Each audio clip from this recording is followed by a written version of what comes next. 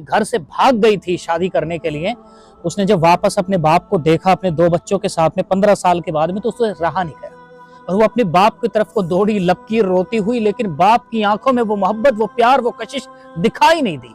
कैसे दिखाई दे? उस बाप को जीते जी मार दिया होता है ऐसी बच्चियों ने, लड़कियों ने, जो घर से निकल करके अपने दहलीज से बाहर कदम रखती हैं किसी गैर मर्द के साथ में जाकर के, इज्जत के उस पूरे के पूरे महल को मिसमार कर देती हैं, जिसके बचाने के लिए अपनी जिंदगी की हर कोशिश कर ली होती है बाप ने।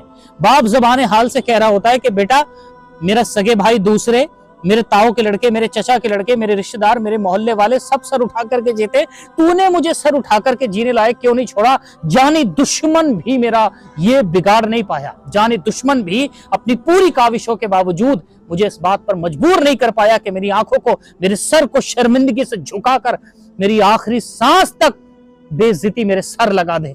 लेकिन मेरी बच्ची, जानी दुश्मन जो काम नहीं कर सका वो तूने कर दिया।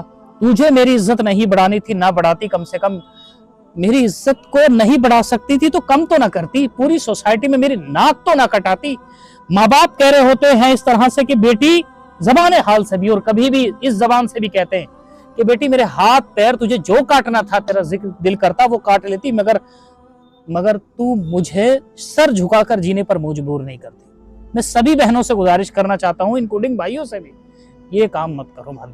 पूरी जिंदगी आपको पछताना है, ये बात ध्यान में रखना। आपको पछताना, आपके बाप को पछताना है, बार बार। आप आखिरी सांस तक आपको ये पछतावा छोड़ेगा नहीं।